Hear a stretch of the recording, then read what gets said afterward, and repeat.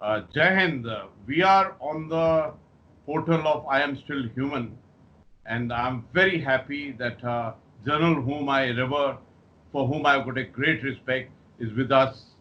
Uh, for all the viewers of I Am Still Human, I would like to introduce General P.R. Kumar. He's the former DGMO, Director General Military Operation. He's a former DG Aviation. He's a former Colonel of the RT Regiment. And he's one person I really revere because his strategic perceptions are excellent. I'm saying as a journal.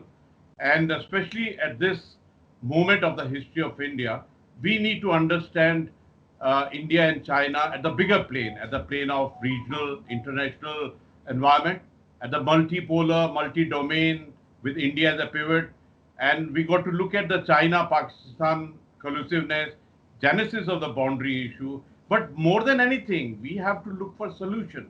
And for that, there was a big, I would say, requirement, or a lot of our subscribers were saying that we want to listen to somebody who is rational, who is professional. And sir, with that, I welcome you to today's show, sir. Thank you, General Gurmit. I can, of course, address you as Gurmit too. We go back a very long way. To the viewers, I would like to say that we are virtually colleagues right from the National Defence Academy from 1973 till now. We have served together for so many years.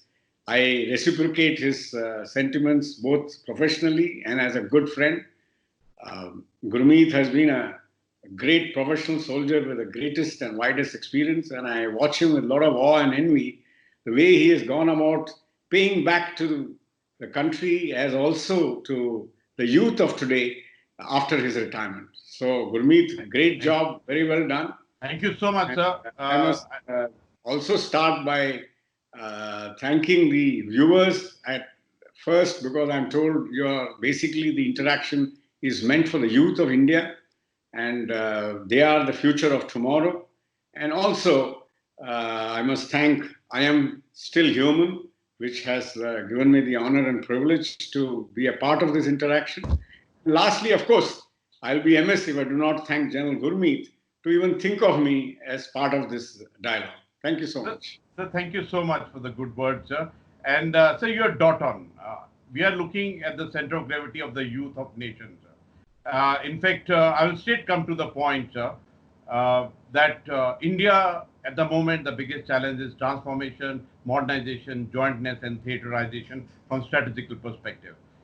Sir, I would request you to please tell us about your perspective of regional and international security environment at this moment, because you use some very beautiful words like multi-domain environment, and you've gone even to the level of saying 24 into 7 multi-domain environment in a beautiful article which you wrote. And I would like to tell all the viewers that this is the first time after 5 years that he's come on our this thing. So please listen very, very carefully to every word that he speaks, because that will have a lot of wisdom and the depth, I can assure. So please start, sir. Thank you. First, let me start by saying that in this world, there is only one constant, and that is change. And change being the only constant, one should realize that the world is changing very fast, especially after 9/11 and the global war on terror. After that, the change has accelerated. I'll make two factual statements first and then proceed. First, it is a little not directly related to this answer, but I think each and every citizen of India must realize that it is a nation which goes into a war or fights a war, and armed forces are not the ones who initiate war. They are obviously one of the major participants who actually deliver. But nations fight a war. The second aspect I want to bring out is that the very scope, the definition, the entire gamut of the word security has undergone a sea change. From the traditional and erstwhile militaries and armed forces, which used to start at sunrise and finish at sunset on the bugle or a trumpet, has undergone a change. The traditional domains of earth, of land, of sea, and the space, or rather the air, has now become multi-domain. And I would also urge all of you to read a book which was in 2005. The name of the book is The World is Flat. It is by a gentleman called Thomas Friedman. The book actually talks about globalization and how globalization and the internet has totally made the world flat without any sort of hierarchical structure. Ironically, this very word is more applicable to security. Even a small incident or a major incident anywhere in the world, be it in Syria, be it in Africa, be it in West Asia, even a minor conflict or a humanitarian disaster or a man-made disaster, in some way or the other, will impact each and every one of us, every citizen of India. So while I'm talking to the youth of India, today you have got an equal participation and equal stakeholders as far as the security matters of India are concerned. So I'll urge you to think of yourself as security managers of this country. You must be abreast of everything. The world has gone from initially a unipolar world of Great Britain, UK, onto a bipolar world of Russia and USA, and now became unipolar after World War II, especially, so rather it became bipolar up to the demise of USSR, when United States became the moral policeman and the largest superpower on this planet. It still almost is, but because of the diminishing power projection capability, the slightly lesser economic potential of the United States, coupled with President Trump's America First, as also his recourse to bilateralism rather than multilateralism, resurgence of Russia under Putin, the rise and belligerent and aggressive nature of the dragon China, totalitarian regimes, with a strong ultra-nationalist narrative. Then we also have regional players like Turkey, Nigeria, Iran, India, Korea, Japan, who have their own agendas. We also have multinational players, drug smugglers, terrorist groups who have no borders. They are sans borders. And they have their own agenda. They are not nationalistic at all. Then we have... may I? Yeah. I'll also request बीच बीच में थोड़ा हिंदी भी बोलिए. I think it'll give us a better connection. और मैं आपसे ये पूछना चाहता हूँ कि देखिए आपने आपके जो तीन you're written in 3 parts beautifully on the aspect of security.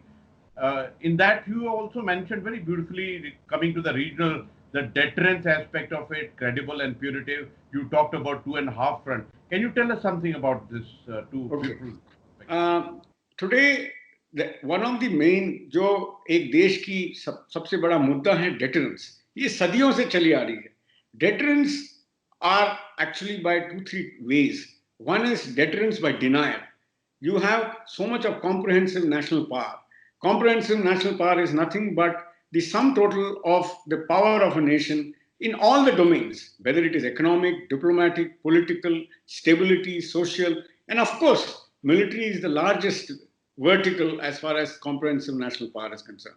So you have so much of power, you either deny or deter another nation from trying any adventure, or second, your power is so much that you threaten him that you will actually compel him not to do something. The third is by an incentive. You tell him that, listen, if you do not try this, you will profit by an economic trade relation, or we will negotiate further and we will reach a win-win situation as far as the border is concerned. And so India is one of the balancing powers of the world. Basically, I want to say that while every country is doing its part for strategic space and gaining its relevance in this world committee, India is doing the same, but being big with a lot of resources, but not being so powerful enough, we are not gone into any single block. So we are already emerging as one of the pivotal balancing powers of this world. Everybody wants to form an alliance with us, even China, Russia, USA, and all this is part of strategic balancing. And now we come on to our two neighbors, China and Pakistan, both historically, geographically, as also we are competitors in the realm of the strategic space.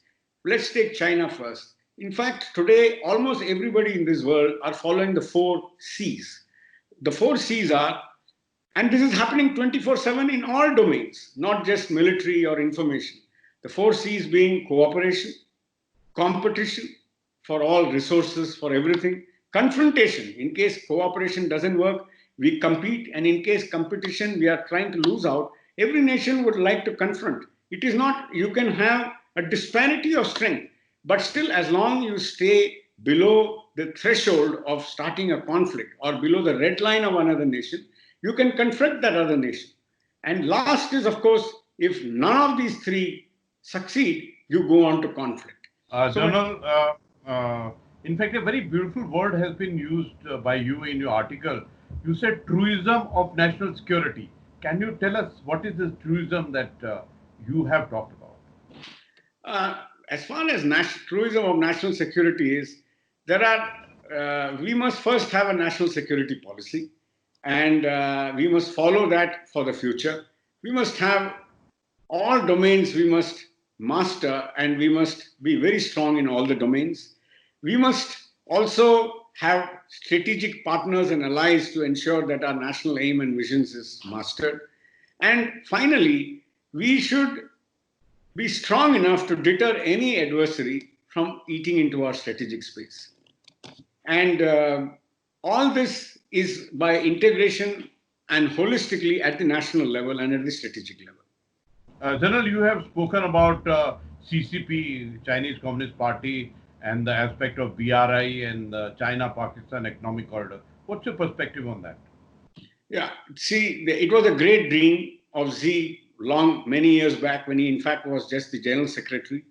And the vision of China, they basically want to make themselves the most dominant power on this earth. And one of the most powerful weapons is to have two-way trade and grow economically. Concurrently, they are also have to have military power. And once you grow economically, you have the wherewithal to grow militarily, and for which, in both cases, he is making a big headway. And now, we all are aware that as far as China is concerned, there is a truism that China is actually the Communist Party of China. They are the people who run it. The world sees CCP and nothing else. The people, they have to look after us so that there are no internal dissensions. But as far as China is concerned, when we as another nation address China, we are looking at the Communist Party. And I think you have, in one of your interviews, have very succinctly pointed out that the Chinese Army, Navy, and Air Force, which is called the PLA, People's Liberation Army, Air Force, and Navy, and even the Marines and Rocket Forces, are actually an adjunct of the CCP. They do not really have China as their primary masters, but the CCP. And now we come on to the two and a half front war. Because of this being geographically located, because of the historical issues, because of the boundary dispute, and because of the world becoming competitive in multi-domain, we are destined to be under more of a competitive and confrontational mode as far as China and Pakistan are concerned. And there are three or four scenarios where we can be faced with a half front war. Let me finish off with the half front war. Half front war is a word which is loosely used basically in two concepts. That he creates that is the adversary, it could be anybody, creates a dissension and further fractures our society and our areas and creates a lot of turmoil within. And so while we are facing an external threat, the internal threat manifests itself in such a way that we are not optimally using our military power for a conflict and protecting our sovereignty. And General, just in a light vein, I'm a Sikh gentleman, so I must come out as a light vein. To me, CCP is a challenge, but C stands for COVID, C stands for China, and P stands for Pakistan. I think these are the three threats that we got immediately in front of us. Yeah, and, it may be in a lighter vein, but I think if you look at it today, it is very much true. Coming back to the two and a half front war, there are firstly a full-scale war. All of us agree, with all three being nuclear powers, the realms of probability is much lower. So some sort, but at the same time, the experts, defense analysts, and even the deep thinkers do agree that there is a space between the nuclear threshold and the other arenas for a localized or even a small conventional war. However, the very concept of operation short of war is actually, there is a lot of confusion in that, and one must take it with a pinch of salt, because when it escalates into a full scale war, nobody can predict. That is why nations think a million times before they move into from a small localized level conflict or localized level tactical operations into a full scale war. General, you also wrote in your perception that China attempted to humiliate India, impact India's aspiration in this misadventure which they've done, in this, I would say, in this mistake, error, and blunder which he's done. What's your perception on this aspect?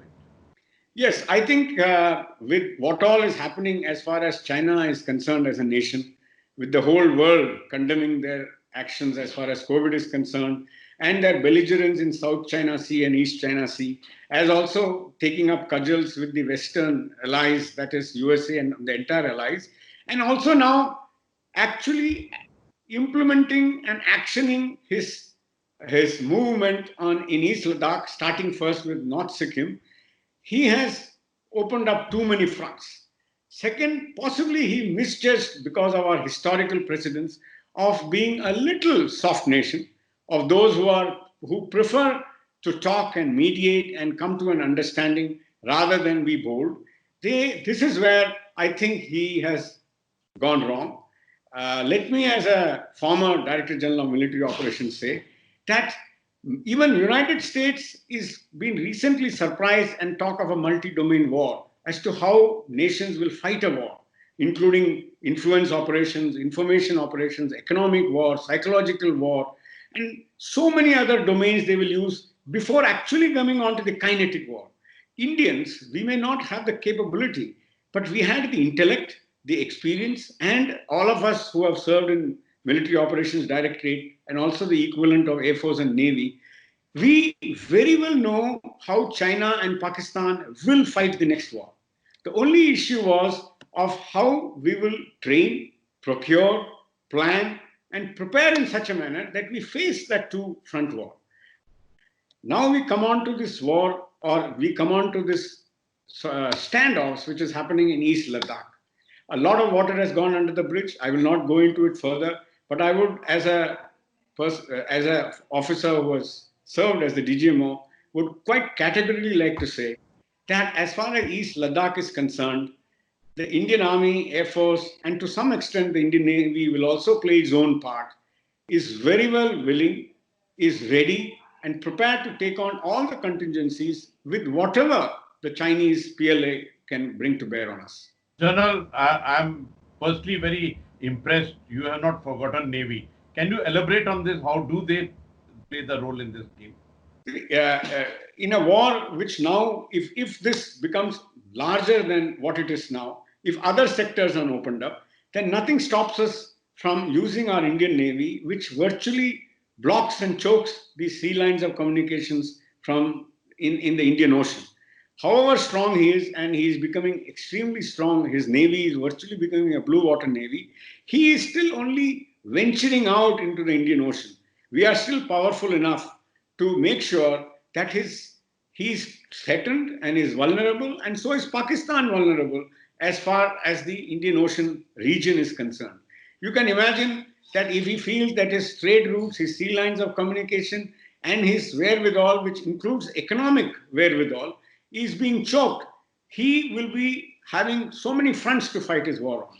So I feel that increasingly, with our very position in the geography of this world, being a peninsular country, our maritime role is only going to increase and not going to decrease. And our Indian Navy has got a pivotal role, even now, in case the situation escalates, and in the future, as far as overall conflict is concerned. General, I'm personally very happy that as an army officer, both of us, we are talking about the maritime. I think this shows the jointness and the transformation, modernization which is required. General, I would like to know from the basis of your analysis, wisdom, and depth, what is the genesis of this border dispute? Right. There has been so much of talk in the media, both print as well as TV, of the current situation, but I think very few people are really aware of the genesis of this problem.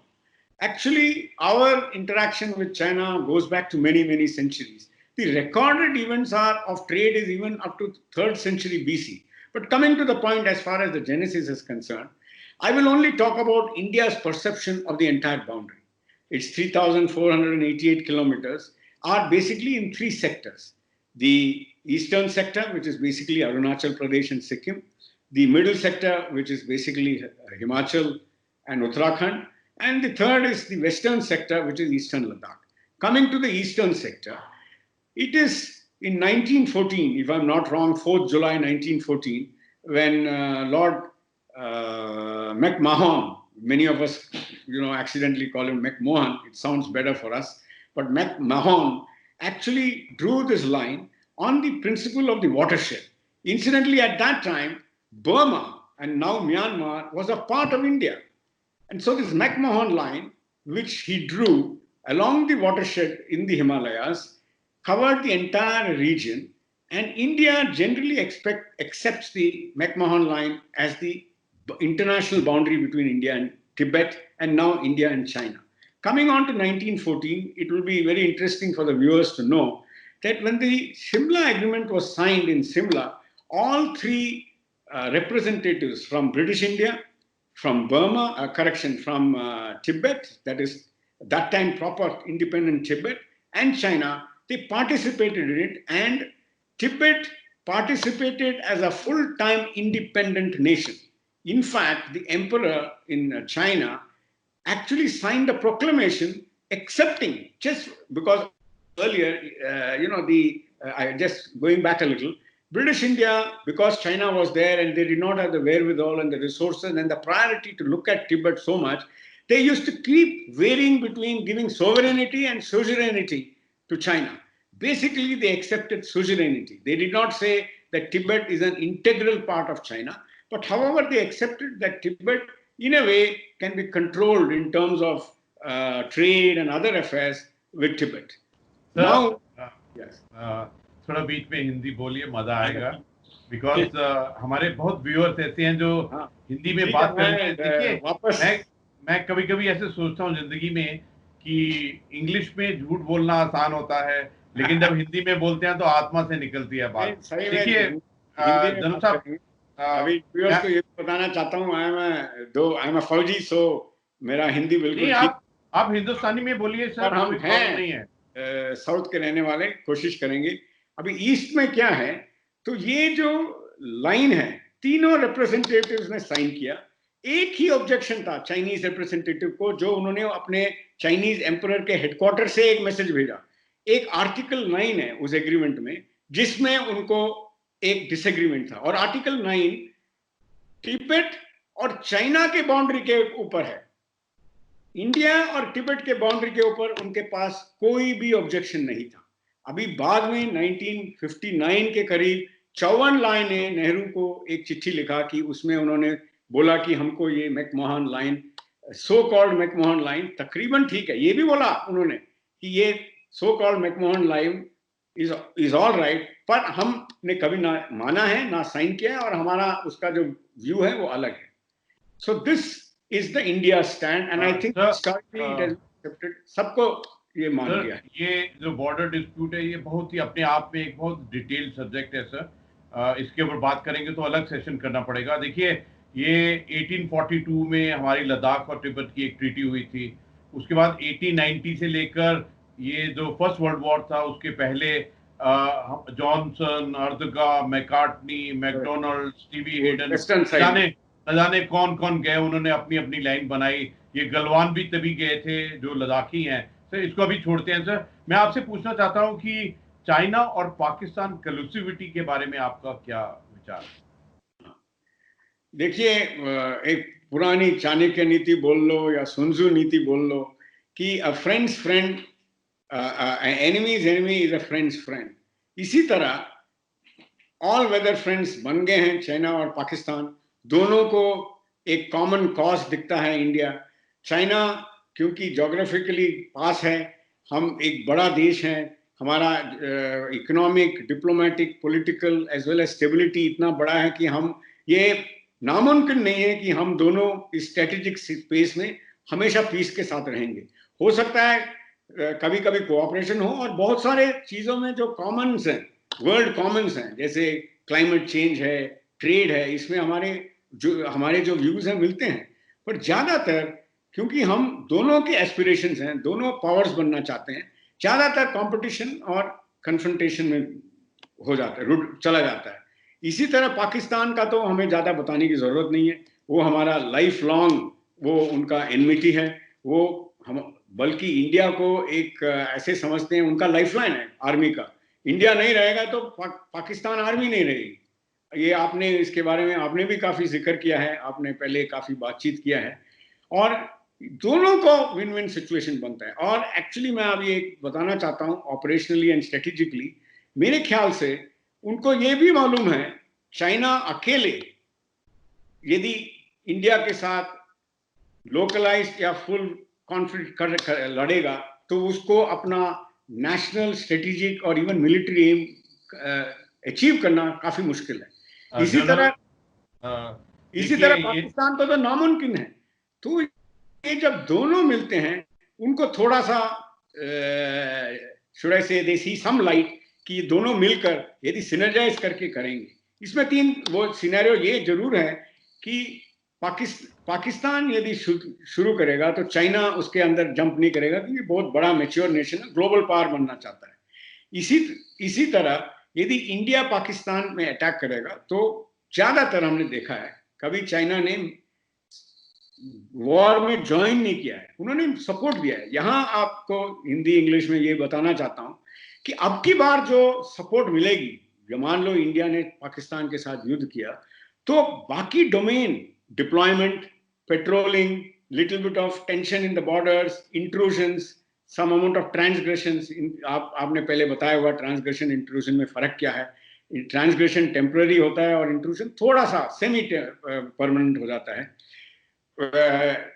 Intelligence, economic blockage, हर चीज की उनको मदद देगा, और इस तरह से deploy करेगा कि हमारे जो चाइना के तरफ जो फोर्सेस हैं बड़े मुश्किल से उठ के आ पाएंगे।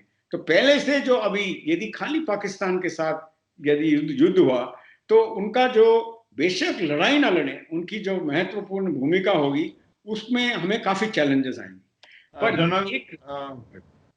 जनरल देखिए, ये जो चाइना और पाकिस्तान का गठबंधन है, जो कलूसिवनेस है, इसके अंदर में झूठ, फ्रेब, डिल्यूजन और एंटी इंडिया तो शामिल है। मैं अभी अपने दूसरे पार्ट पे जाना चाहता हूँ इस इंटरव्यू के। मैं आपसे, क्योंकि आपके आर्टिकल में मुझे सबसे जो अच्छा पार्ट लगा था वो था सोल्यूशन। हम सब प्रॉब्लम को जानते हैं लेकिन सोल्यूशन सबसे ज्यादा इंपॉर्टेंट है। मैं आपसे सुनना चाहता हूँ कि इमीडिएट फ्यूचर में क्या हम लोग करना चाहिए, what is the way ahead for immediate future? Okay, सबसे पहले तो मैं ये बताना चाहता हूं कि आस्ते आस्ते क्या हुआ है कि दोनों देश काफी इनफ्लेक्सिबल हो गए हैं अपने अपने स्टांस पे, और सभी यदि अपने ही जगह रूठे रहें तो सॉल्यूशन निकलना काफी मुश्किल है। और ये जो आपने सवाल पूछा है, मैं व्यूअर्स को ये बताना चाहता हूं, ये सवाल जो है ज्यादातर इंटरनेशनल बाउंड्री के बारे में। लाइन ऑफ एक्चुअल कंट्रोल और इंटरनेशनल बाउंड्री में फर्क है। लाइन ऑफ एक्चुअल कंट्रोल एक इंटीरियम लाइन है जो भी डिमार्केट और डिलिनिएट नहीं हुई है, क्योंकि जो बाउंड्री होती है वो डिलिनिएट मैप में होती है और डिमार्केट ग्राउंड में होती है, दोनों नहीं हुई है।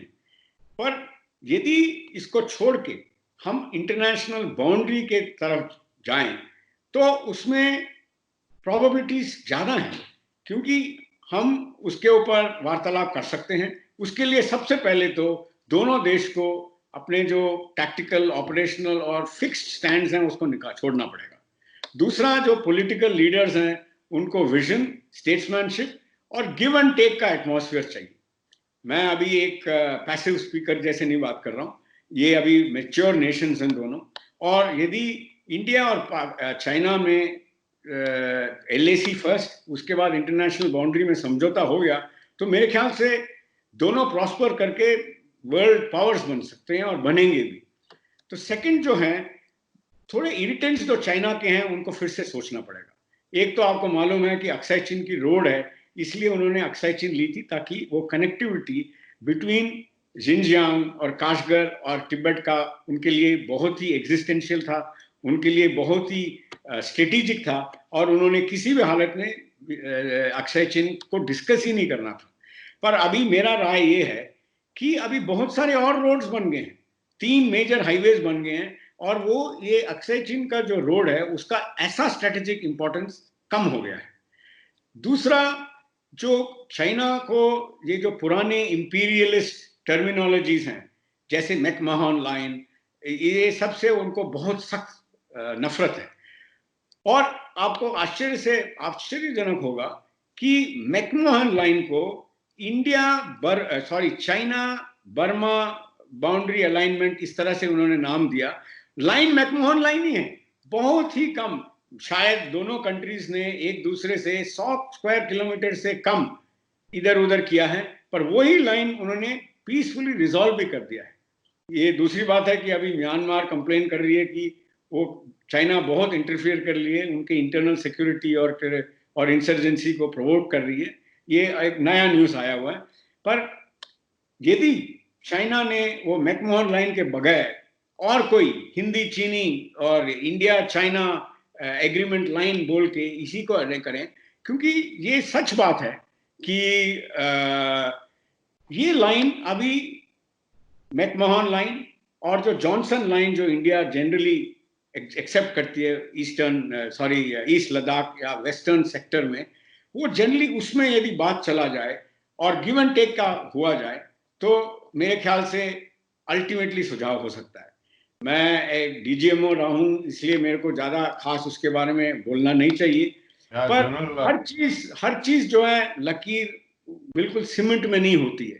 अपना नेशनल एम और ऑब्जेक्टिव और सोवरेनिटी को अटल रखना है, पर गिव एंड टेक से ही सोल्यूशन होगा। जनरल, मैं आपका सुझाव चाहता हूं इस बारे में कि जो ITBP है, क्योंकि अभी बॉर्डर एरिया और LAC पे काफी टेंशन है, क्या इसका ऑफ कंट्रोल आर्मी MOD के अंडर में, आर्मी के अंडर में देना चाहिए? सबसे पहले तो मैं RTBP को ये बोलना चाहता हूं कि एक बहुत ही प्रोफेशनल फोर्स है, बहुत टफ कंडीशंस में डिप्लॉयड है, बहुत ही बहादुरी से, समझौते से और बहुत ही धैर्य से वो वहाँ डिप्लॉयड हैं। वो ITBP वाले जो फोर्स है उनके एक्चुअली देखा जाए तो पूरे दुनिया में सबसे टफ और हार्श टेन्योर्स चलती हैं और वो अपना काम बेखूबी निभाते हैं। पर आपको ये भी एक principle of command and control आपको मालूम है कि जब भी एक कहीं भी डिस्प्यूट होता है, कहीं चाहे देश के बीच में हो, कंपनीज के बीच में हो, तो हमेशा कमांड एंड कंट्रोल एक के बात होता है। और डिस्प्यूटेड एरिया में जब कमांड एंड कंट्रोल या लीडर एक होता है तब सिंक्रोनस ज्यादा होता है, सिनर्जी ज्यादा बढ़ता है, ताकत मुट्ठी जैसा बन जाता है, एक अलग अलग दिशा में नहीं चलते हैं। और ये ग्रुप ऑफ मिनिस्टर जैसे आपको मालूम है, उन्होंने भी ये सुझाव दिया है, ये अपना कारगिल वॉर के बाद सुब्रमण्यम कमेटी ने भी सुझाव दिया है कि क्योंकि ये जो बॉर्डर है, ये जो LAC है, डिस्प्यूटेड है, जहां भी डिस्प्यूटेड है एक इंचार्ज होना चाहिए और वो होना चाहिए इंडियन आर्मी। तो मेरे को इसमें बिल्कुल शक नहीं है कि ITBP should be under command and control of Indian army. और मैं आपको एक चीज बताता हूं, आप भी MO में बहुत सीनियर पोजीशन में रहे हैं, at the ground level, tactical level हमारी बहुत ही अच्छी सिनर्जी है, एक दूसरे एकदम कोऑर्डिनेटेड बॉर्डर में काम करते हैं। पर क्योंकि कमांड एंड कंट्रोल अलग है, ITBP MHA ministry of home affairs को रिपोर्ट करती है, पर यदि सवाल और जवाब जब कठिनाई हो जाती है, सवाल और जवाब हमेशा आर्मी से पूछा जाता है। तो आप सोच सकते हैं कि ये सिनर्जी थोड़ा सा कम है, और ये अंडर कमांड आएगा तो बिल्कुल आई कैन कॉन्फिडेंटली से वी विल हैंडल। जनरल, मुझे बहुत खुशी है कि आपने बहुत बेटुक और बेबाक तरीके से कहा है कि ITBP को इस हालत के अंदर में आर्मी के ऑफ कंट्रोल होना चाहिए। आपने बहुत सुंदर रीजन भी दिए। मैं आपसे पूछना चाहता हूं, क्या हमको और भी लद्दाख स्काउट्स को रेज करना चाहिए, क्योंकि अभी काम तो बाकी है, पीओके, गिलगिट बाल्टिस्तान, एक्साइचिन, तो क्या हमको और भी लद्दाख स्काउट्स को रेज करना चाहिए? लद्दाख स्काउट्स जैसे आपको मालूम है एक बहुत ही प्रोफेशनल फोर्स है। उनके जितने भी बटालियन बने हैं वो ज़्यादातर फुल टाइम हाई ऑल्टीट्यूड में रहते हैं। अभी क्योंकि मॉडर्न जमाना आ गया है, थोड़ा उनको भी रिलीफ और रेस्ट एंड रिक्यूपरेशन चाहिए, एक आध यूनिट नीचे आती है। तो keeping in mind the current situation, capabilities of Ladakh scouts और local area, local expertise of ground, और एक मोस्ट इंपॉर्टेंट थिंग, वो जो लोकल पीपल को और भी अकाउंटेबिलिटी और वो स्टेक होल्डर बन जाते हैं लद्दाख और अपने एरियाज में। तो मैं तो कहता हूं कि थोड़े बहुत, और पहले प्लान भी था एक्चुअली, आपको मालूम होगा कि लद्दाख स्काउट्स का एक्सपेंशन का प्लान भी था, बट काफी रीजंस हैं, प्रायोरिटीज हैं, फंडिंग है, जिसके कारण वो थोड़ा अभी जनरल नहीं हुआ। जनरल, मैं आपसे पूछना चाहता हूँ, लॉन्ग टर्म पर्सपेक्टिव से अगर हम देखें तो सोल्यूशन की तरफ में, आपने आपके आर्टिकल में बहुत सुंदर कहा है कि एयरलिफ्ट केबिलिटी, सी लिफ्ट केबिलिटी स्ट्रेटेजिक लेवल पर हमको इख्तियार करनी चाहिए, इसके बारे में बताइए प्लीज। हाँ, सबसे पहले एट स्ट्रेटेजिक लेवल हमको एक कॉमन डॉक्ट्रिन और कॉन्सेप्ट होना चाहिए नेशन का, कि हमारे जो थ्रेट्स हैं उसको कैसे फेस किया जाए, और वो उस डॉक्ट्रिन से उभरता है कि हमको कैसे तैयारी करना चाहिए, कैसे प्रिपेयर करना चाहिए, कैसे डिप्लॉय करना चाहिए, कैसे ट्रेन करना चाहिए। और इनमें से जो बहुत जरूरी चीजें हैं आजकल, वो है मैरीटाइम पावर, और दूसरा हमारी स्ट्रेटेजिक लिफ्ट कैपेबिलिटी। क्योंकि यदि हम अपने आप को रीजनल पावर समझते हैं साउथ एशिया में और जगह में, और यदि बाकी देश हमको बुलावा देते हैं खुद मदद करने के लिए, ये नहीं कि खाली युद्ध के लिए या सिक्योरिटी सिचुएशन के लिए, हो सकता है ह्यूमैनिटेरियन एड के लिए, तो हमको जो स्ट्रेटेजिक लिफ्ट है, पीस, वॉर और no war no peace, confrontation stage में भी बहुत काम आता है, और हमको दूसरों से डिपेंड नहीं करता। और आपको मालूम है कि इतनी बड़ी देश है और इसका बॉर्डर इतना फैला हुआ है, for movement of strategic troops from one sector to the other, हमको स्ट्रेटेजिक लिफ्ट की तो खास जरूरत है। जनरल, आपने बहुत ही अच्छे तरीके से पॉइंट्स बताया है। इनफैक्ट मैं सच कहूँ तो आप एक बहुत एक स्पेशल जर्नल हैं, इन द सेंस कि बहुतों को सुना है, लेकिन इस लेवल की सोच, समझ, विजडम, डेप्थ मैंने बहुत ज़्यादा में नहीं पाई है। और मैं आपको हमारे जो व्यूअर हैं वो आपके बारे में भी कुछ जानना चाहते हैं। जिस प्रकार आप अभी पिछले 6 महीने में अमेरिका में थे, आपकी लड़की वहाँ है, उनकी भी ट्विन है क्या? क्योंकि मेरे को मालूम है कि आप और आपके भाई तो ट्विन हैं। थोड़ा बताइए अमेरिका का क्या हाल है, क्या हो रहा है वहाँ पर? अमेरिका एक अपने ही बबल में रहता है। आपको शायद सरप्राइज होगा कि अमेरिकन जो लोकल लोग हैं उनको इंटरनेशनल अफेयर्स और इंटरनेशनल एस्पेक्ट्स, इंटरनेशनल जियोपॉलिटिक्स और स्ट्रैटेजी, जो एवरेज सिटीजन है, मैं ये कह सकता हूं कि इंडियन जो सिटीजन है, जो बेशक रूरल एरिया में है, उनको जो पॉलिटिक्स वगैरह और सिक्योरिटी के बारे में जानकारी है, इतना उनको जानकारी नहीं है। दूसरा, बहुत ही पावरफुल और अच्छी देश है, डेमोक्रेसी बहुत वाइब्रेंट है, पर अभी उनमें भी बहुत सारे इंटरनल टर्मोइल हो रहे हैं। आप देख रहे हैं कि ट्रम्प के प्रेसिडेंसी में बहुत कुछ हो रहा है, प्रेसिडेंशियल इलेक्शंस आने वाला है, और कोविड सबसे ज्यादा फैला हुआ है उधर। और मेरे को थोड़ा सा हैरानगी ये होती है कि क्योंकि शायद ये भी हो सकता है कि उधर पॉपुलेशन कम है, फैला हुआ है देश, आप यदि वॉक के लिए जाएंगे या शॉपिंग के लिए जाएंगे, इंडिया जैसे इतना भीड़ नहीं मिलती है। मेरे को थोड़ा सा ऐसे लगता है कि उन्होंने इतना कोविड को इतना सीरियसली नहीं लिया है, और वो खुद मानते हैं, जिसके कारण उनका कोविड का जो स्प्रेड है और पैंडेमिक जो स्प्रेड हो रहा है काफी अलार्मिंगली इसलिए हो रहा है।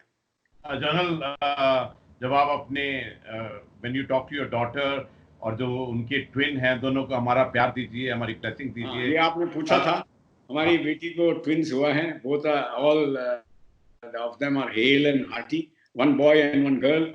हम खुद ग्रैंड पेरेंट्स बन गए हैं, और ये जो ग्रैंड पेरेंट्स बनने का जो जॉय है वो बिल्कुल अलग है. एक दिन पहले मेरे को ये जो फीलिंग्स हैं, जो जॉय है, नहीं पता था. जिस दिन हम बन गए और जो ग्रैंड चिल्ड्रन को हाथ में उठाया तो पता लगा कि भाई, टू बी वेरी ऑनेस्ट, मेरी बेटी को ये देखना नहीं चाहिए. But you actually end up loving your grandchildren much more than your own children. Beautiful, so beautifully done. And please convey our reverence and respect to ma'am also. In fact, I must tell the viewers कि journal and self we had gone together to Vietnam. We went to Greek. और जब हम Greek में पहुंचे तो madam के पैर में थोड़ी प्रॉब्लम थी. तो she is the only Indian who was admitted into the hospital in Greece. So do you remember that? Absolutely. Absolutely, and it was really wonderful to interact and be your friend for all these years. Wife also conveys regards to Mrs. Gurmit, and we are very, very fond of you, and you're doing a fantastic job by paying back and educating the youth about the very concept of security and a nation. Sir, I'm going to ask you certain bulleted questions and give instantaneous answers. Firstly, what is your message to youth of India, sir? My message to the youth of India is to be that all of you should become stakeholders in a new, vibrant, new India. यानी कि आप सभी जो जवान हैं वो नए भारत का हिस्सा बनो, जो प्राइम मिनिस्टर मोदी बार बार जिक्र करते हैं. Study smart, work hard, live life with passion and integrity, and also you must spend time to smell the roses. इसका ये मतलब है कि आपको लाइफ एंजॉय भी करना चाहिए क्योंकि लाइफ इज शॉर्ट. मैं आपको ऑल्सो एक सक्सेस के 3 मंत्रा देता हूं from a old veteran like me. That is know your job. अपना काम आपको जरूर आना चाहिए. सेकंड, कम्युनिकेशन स्किल्स को आप इंप्रूव करें. यानी कि आप खाली कम्युनिकेशन मतलब जो आप खाली बोलते नहीं है, दूसरों को भी सुनने की आदत रखिए. और lastly, always remain physically fit and mentally alert. Beautiful, sir. What is the message for women of India? That the women of India are the real rising power of this world. The Indian women are specially gifted, specially endowed, very creative. They have much more resilience, much more confidence than even the men. And they are the true future of India. What is the message to Indian Army, sir? The greatest army in the world. One, the entire world respects them, salutes them, acknowledges them, and they will win each and every tactical, operational, and strategic battle. Many more laurels and many more victories to the Indian Army. So, what's your message to MOD, Ministry of Defense? Please understand your job and the functions of the Indian Armed Forces better. Get involved, become accountable, and you are the people who are serving the troops on the ground and not the other way around.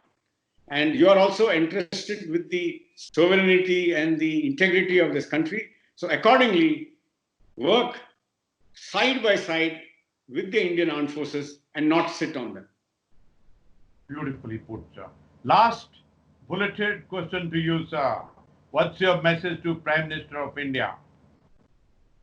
The message is, sir, that you're a great visionary, a very strong and powerful leader. You are leading this country into a new era of, as you call yourself, New India. You are going to make us prosperous, rich, and a force to reckon with in the community of nations. We will become a regional power and, if required, a global power. And I think you are leading us in that direction, and we are with you. Great, sir. So, on behalf of Mr. Vivek Mehra, founder of I Am Still Human, on behalf of millions of subscribers of this portal, I would like to thank you. तहे दिल से आपका धन्यवाद करता हूं कि आपने समय निकाला.